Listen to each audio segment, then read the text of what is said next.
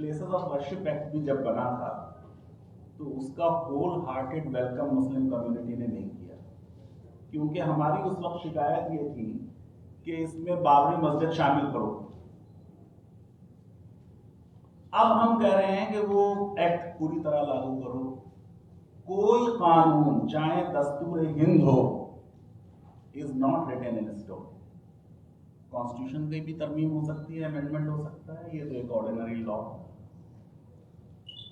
मुझे लगता है कि रिपोर्ट की लैंग्वेज इंप्रूव की जा सकती थी। कई जगह पे वो बहुत बॉर्डर कर रही है कंटेम्प्ट ऑफ कोर्ट के, और मैं वो सारी जो इस तरीके की चीज़ें हैं मैं उनसे बिल्कुल एग्री नहीं करता हूँ।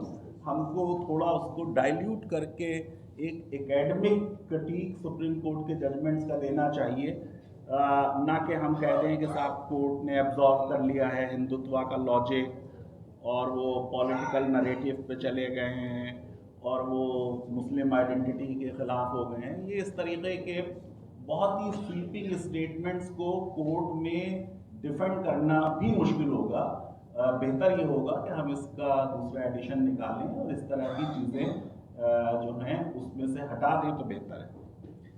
अब जो बात हो रही है 91 के एक्ट की, देखिए ऐसा है कि कोई भी लॉ बने, उस लॉ की कॉन्स्टिट्यूशनैलिटी सुप्रीम कोर्ट में चैलेंज हो सकती है। तो हम बिल्कुल जो असली मुद्दा है उससे हट जाते हैं। हमको जैसे द्रोणाचार्य ने अर्जुन को सिखाया कि सिर्फ आंख दिखनी चाहिए, वो दिखती ही नहीं। भाई पार्लियामेंट ने कोई एक लॉ बनाया, उस लॉ की कॉन्स्टिट्यूशनैलिटी हमारे कानून के हिसाब से चैलेंज की जा सकती है। अब उसको ये देखिए कि चैलेंज क्या है। वो ये कह रहे हैं कि ये लॉ जुडिशियल रिव्यू एक्सक्लूड करता है, और जाहिर है कि जुडिशियल रिव्यू बेसिक स्ट्रक्चर है, इसलिए ये इजाजत नहीं दी जा सकती कि जुडिशियल रिव्यू एक्सक्लूड हो।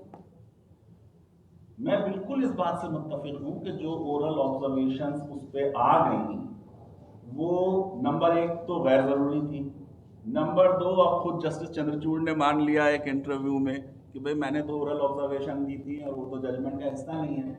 लेकिन ये कि नीचे की अदालतों ने मथुरा में और काशी में और इधर उधर स्टार्टेड एक्टिंग ऑन दैट। लेकिन जस्टिस चंद्रचूड़ बहुत इंटेलिजेंट जज हैं, एज वी नो, तो बहुत काबिल आदमी हैं। जो उन्होंने बात कही कि साहब कैरेक्टर जो 15 अगस्त 1947 को था वो रहेगा, लेकिन हम ये तो डिटरमिन करेंगे कैरेक्टर क्या था। बस खुल गया राज पूरा। अब वो कैरेक्टर डिटरमिन करने में जो आज भोजशाला वाला मामला है कि 700 साल से तकरीबन वहाँ पर वो मज़ार है उनका, और जी जी जी बाबा फरीद गंज शकर के मुरीद थे, लेकिन है वो। तो मेरे क्योंकि मैं देख रहा हूँ कि ज़्यादा लोग जो मौजूद हैं वो मुसलमान हैं। वैसे मैं पर्सनली नहीं मानता कि मुस्लिम क्वेश्चन सिर्फ मुसलमानों की प्रॉब्लम है। वो जैसे मिस सिंह ने कहा वो पूरे देश की प्रॉब्लम है।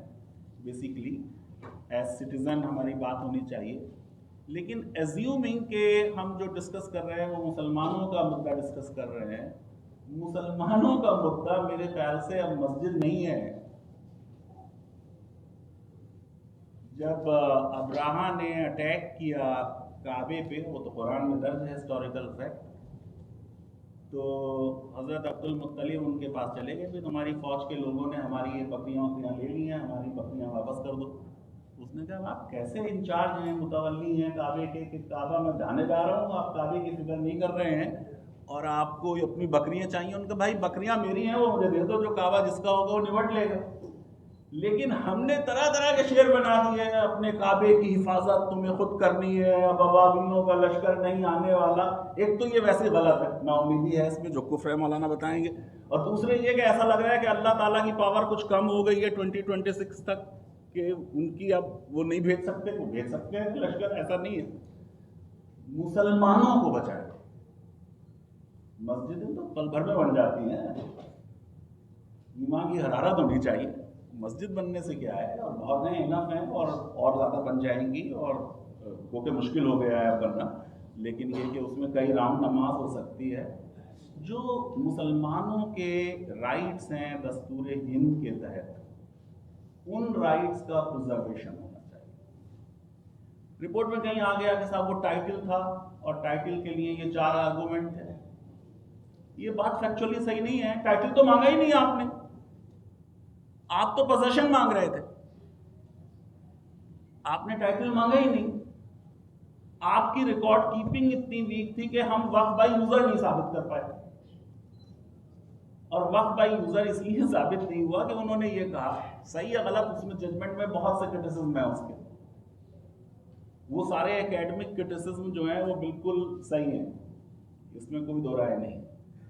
लेकिन ये कि हमको ये एक्सेप्ट करना चाहिए, हाउ कम हम वक्फ बाय यूजर का आर्गूमेंट जो है वो सही से मीट क्यों नहीं करते कि साहब अनइंटरप्टेड और पीसफुल और हॉस्टाइल हमारा पोजीशन था। उन्होंने कहा फला दिन फला ने आके यहाँ पूजा कर ली, फला दिन फला ने आके पूजा कर ली।